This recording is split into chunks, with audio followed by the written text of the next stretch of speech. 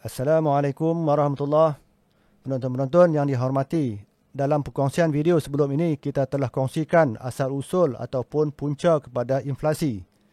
When the fact of the matter is, if you understand how this works, the Federal Reserve is the cause of inflation. Rizab persekutuan di sini merujuk kepada Bank Pusat Amerika yang juga disebut sebagai Fed. Sekali lagi ingin disebut di sini bahawa konteks perbincangan kita adalah kategori inflasi akibat campur tangan manusia, iaitu campur tangan Fed. Di samping inflasi yang satu lagi, iaitu kategori inflasi hasil daripada cara-cara ataupun tabiat manusia berbelanja. Benarkah inflasi boleh berlaku kerana tabiat manusia? Cuba kita lihat contoh ini. Apabila manusia ada banyak wang, maka kita cenderung untuk berbelanja lebih. Umumnya, kita kata ekonomi sedang berkembang ketika mana ramai berbelanja lebih.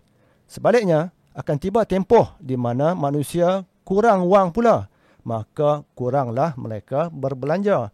Dengan ini, ekonomi pun mengucup. Ekonomi meleset. Ini proses yang berlaku akibat daripada tabiat berbelanja manusia yang kadang-kadang belanja lebih dan ada kalanya belanja kurang. Apa yang kita lebih khawatir adalah ekonomi yang dimanipulasi segelintir manusia. Kenapa mereka nak campur tangan? Apa mereka dapat? Alasannya adalah mereka, iaitu Bank Pusat Amerika, kata mereka nak kawal inflasi, nak stabilkan harga agar pengguna tidak terkesan. Macam beria betul Bank Pusat nak jaga hak pengguna, walaupun hakikatnya ditegaskan oleh Mr. Griffin dalam video lepas, sebenarnya mereka yang cipta inflasi. Mereka yang buat masalah, lepas tu mereka kata mereka ada penyelesaiannya. Macam cerita wabak ataupun pandemik pula. Contohnya, mereka naikkan kadar faedah kali ketiga tahun ini bagi melawan inflasi. BNM, Bank Negara Malaysia pun turut menaikkan OPR dah 3 kali tahun ini. Mereka ini, iaitu golongan elit, berpakat ada konspirasi dan cipta inflasi sebenarnya agar kepentingan mereka, bisnes mereka, kekayaan mereka terpelihara, malah terus berkembang di seluruh dunia. Orang ramai, pengguna macam mana? Apa nasib mereka?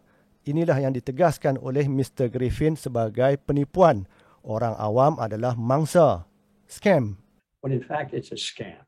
Natijahnya adalah sejak sekian lama, puluhan tahun, harga barangan terus-menerus naik saban tahun. Walaupun dah banyak kali kita dengar kerajaan beri jaminan nak kawal harga. Pada pandangan saya, inflasi kategori tabiat manusia ini tak perlukan apa-apa tindakan. Kerajaan boleh tumpu perkara lain kerana tabiat manusia itu sendiri merupakan penyelesaiannya. Ianya proses yang berlaku secara semula jadi. Contohnya, apabila harga barangan naik tinggi, kita akan berjimat dan selepas tempoh tertentu, mungkin beberapa tahun apabila lebih ramai orang berjimat tak beli barangan tersebut, maka harganya dengan sendirinya akan turun. Kita bertempoh beberapa tahun ini telah berlaku dan akan berulang. Jadi tak perlulah kerajaan nak bersusah payah. Isunya yang kita nak tekankan di sini adalah inflasi ciptaan manusia. Fed, Bank Pusat Amerika, mereka buat jenayah guna wang kertas yang tiada standard dan menyusut pula nilainya. Ini merupakan suatu penipuan. Tapi di mana perginya mahkamah antarabangsa, masyarakat antarabangsa, PBB dan sebagainya? Kategori inflasi ciptaan Fed ini sebenarnya lebih berbahaya dan ianya tersemat kukuh dalam sistem kewangan dunia. Dan sistem tak adil ini tidak boleh diubah dengan mudah oleh mana-mana kerajaan. Tambahan lagi, mereka ini golongan elit, golongan ahli-ahli politik yang memerintah dari parti mana pun, mereka akan mengawal dan memperoleh sumber kewangan yang besar dan hidup senang menerusi sistem ini. Mungkin sebab itu mereka cenderung pertahankan sistem. Mereka semua peroleh kebaikan dari sistem tidak adil dan menindas ini. Ini menurut pandangan Mr. Griffin. And all the people whose well-being is derived from income that flows from this cash creation from the Federal Reserve, creating all this free money. Yeah, they're living very well. Dan semua orang yang kesejahteraannya diperolehi daripada pendapatan yang mengalir daripada penciptaan tunai ini, daripada rizab persekutuan yang anda tahu mencipta semua wang percuma ini, ya, mereka hidup dengan sangat mewah. Justru dah hidup senang, macam mana mereka nak nampak ketidakadilan sistem tersebut?